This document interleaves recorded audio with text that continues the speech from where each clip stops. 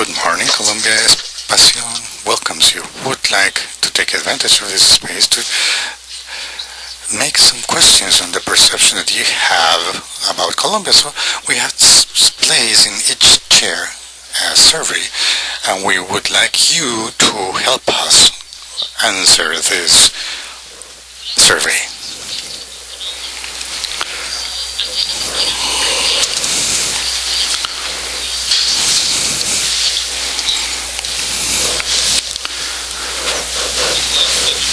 Please welcome our moderator, Claudia Jimenez, the Advisory Minister.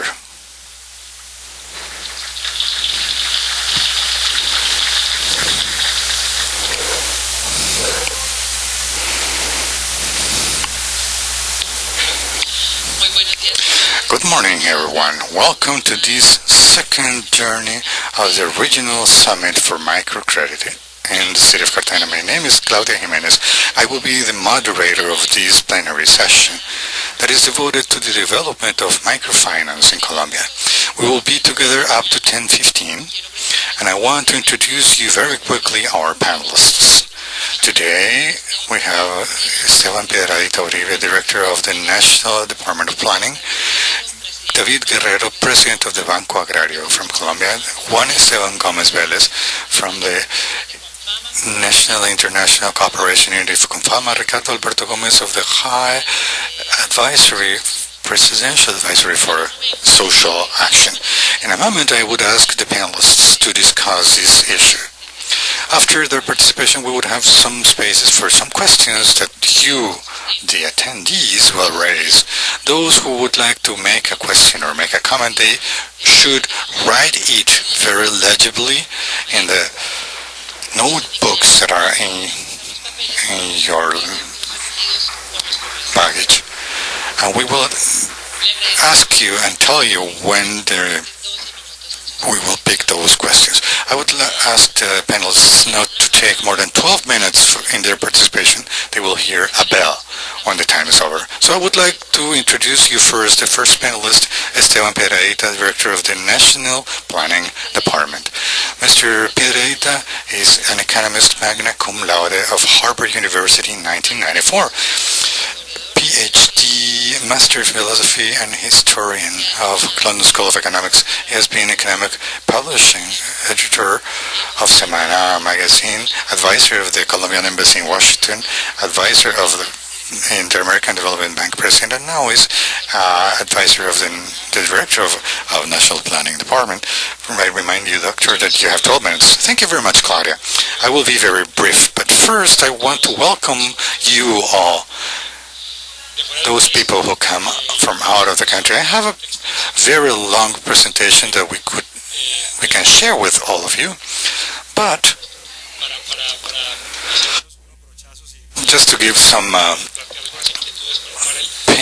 some ideas and present some thoughts for the panel. My idea was that you in the last days, I imagine you have seen the progresses made in Colombia in microcredit issues as well as in other countries, and I would just wanted to open some discussion spaces on the future of microfinancing. Most likely this is an issue that has been already touched upon, but I hope that there are some provocative or innovative ideas in our presentation. Basically, I think that there is an enormous opportunity given the high speed of technological innovation and the increasing sophistication in public policy to give a push to the microfinancing sector, not only to increase the coverage of it, but also to promote the transition from micro-lenders to micro-entrepreneurs to small entrepreneurs, and why not to big entrepreneurs. Technology, as you might live in your own organizations and companies of the sector, it opens some big doors for us, not only to improve the quality, the depth, the efficiency, the speed of the lending entities that provide microfinancing services, but also to leverage the small entrepreneurs and micro lenders Access to financial services is very important in a world as the one we live in, which is almost every day a fundamental right and a necessary condition for entrepreneurial development and for development in general, but it's not enough. Besides having access to that, we have to train the micro lender and micro entrepreneurs and give them the tools they require to be able to do the true transformation, not only in the quality of life, but in their environment and society. And I think that technology is a tool we have available every day with a lower cost and with higher reach and with more possibilities. So through internet, cellular telephony, the micro lender or micro entrepreneurs can have access to new markets, contact suppliers throughout the world, can have access to leading edge technologies and the market intelligence to learn what is happening in their sectors, to learn how to manage a company. Let's say the resources in digital resources through internet is almost and finished.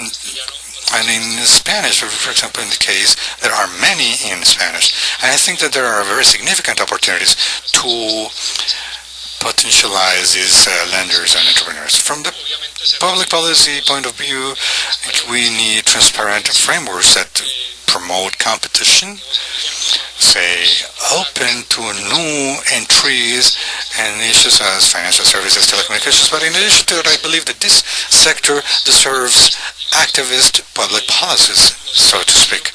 The changes that one can do in the business environment are important for all companies, but it could be life or death for the small players. And I think that the government must play an important role in focusing on the biggest barriers existing for the small receivers of credits, insurance and so on, so that they can develop their entrepreneurial work more effectively and more profitably with more benefit for their society. There we have some interesting policies at Colombian level that we will look at in a moment. There is an issue that I wanted to present that is both public and private, which is the financial education issue. Our education system at basic and medium level have not contemplated for a long time the issue of financial education, entrepreneurial, and as a key access for citizens' education, or say productive agents in the society. One of the big barriers for the development in this particular sector and in these economies is the lack of information, lack of knowledge of people, less educated people, on how to optimize their financial situation and to improve it, how to have access to mechanisms that allow them save, plan, and make long-term decisions. Before it was utopia, having those mechanisms. Nowadays is a reality every day more.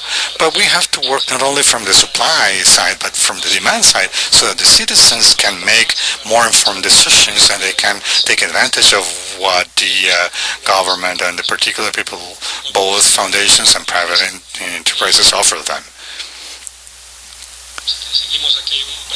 Here you see a scheme of the evolution with respect to financial learning of the people.